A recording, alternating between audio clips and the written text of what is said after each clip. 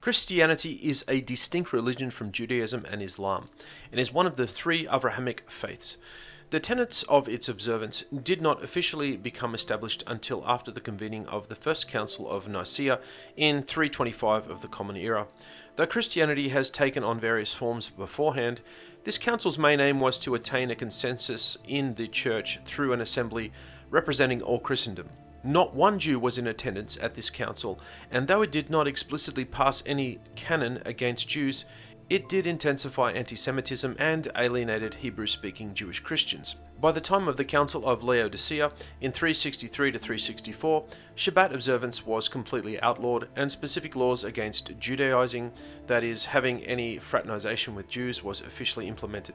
Messianics today are well to be reminded that in this time they would be facing death penalties for doing anything that resembles Judaism. The Church rests on the foundation of replacement theology, that Christianity is the new Israel. As knowledge increases across the world through technology, many people are waking up. If you are a new Messianic believer, you need to know that there are 5 key signs that are a key giveaway to a mindset not yet completely severed from the Church. If you possess any of them, don't panic. This video is presented to help you, not get you angry. Look at each point quietly and work through it. Research, drop any preconceived notions, and learn, then begin to act. Number 1. If you subconsciously believe that your faith in Yeshua somehow relinquishes you of obeying any Torah that you do not like the sound of.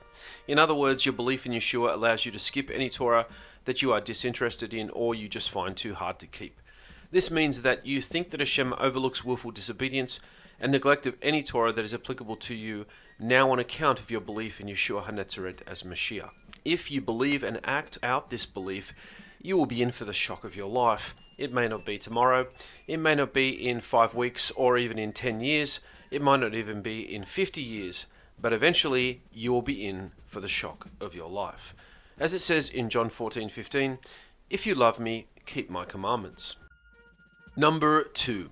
You do not sincerely believe that Christianity is a false religion and detrimental to all its adherents, and compromising to all those who insist on maintaining fellowship with them. I know that there are many Christians who are good people and who do not know the origin of their religion. Therefore, it is important to not oppose them aggressively or otherwise. Just stay away from any religious interactions, especially if you have family who are still Christians. Do what you need to do without compromising your imunah, your faith. Christianity is not second best. It is a false construct. It is an attempt at a man-made replacement religion to Judaism. Number 3. You dislike Orthodox Jews and have a default disrespect for Rabbinic Judaism. You completely reject the oral Torah and all Jewish traditions. It's worth noting that one cannot read the Torah without the knowledge of its vowel signs, which were never written in the Torah. The knowledge of how to correctly pronounce Hebrew vowels is completely absent from the Torah itself, the entire Tanakh, and the Netzarim Ketuvim, otherwise known as the New Testament. So to actually read the Torah, one has to solely rely on tradition.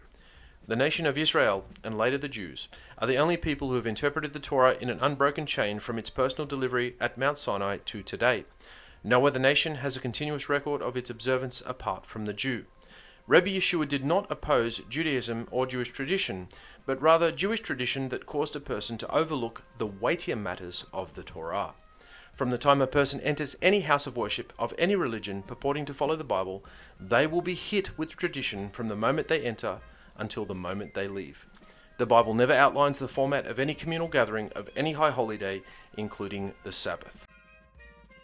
Number 4. You still believe in Christian doctrine such as the Trinity, that Yeshua's birth in the flesh was the substance of part God and part man, and you may worship him instead of the Father.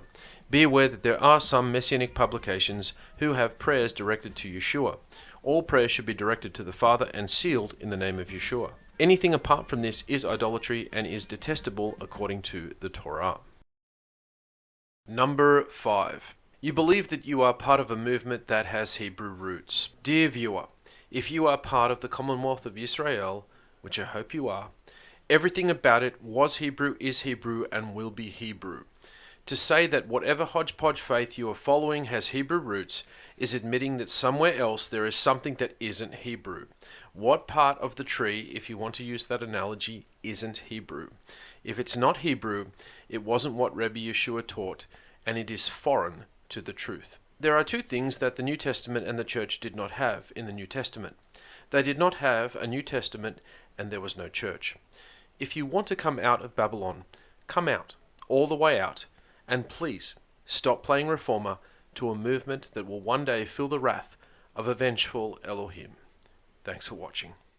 Hey, before you go, if you like this series and you want to find out much more, check out our books, All Lights On in the Master's House, Lightning from the Master's House, Flying Chariot, Fallen Dragon, and Is Alcoholic.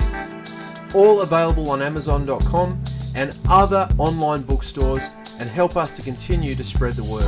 Also check out our website, Netzarim, where we have many teachings and resources on a myriad of subjects that will enlighten and enhance your walk. Bye for now.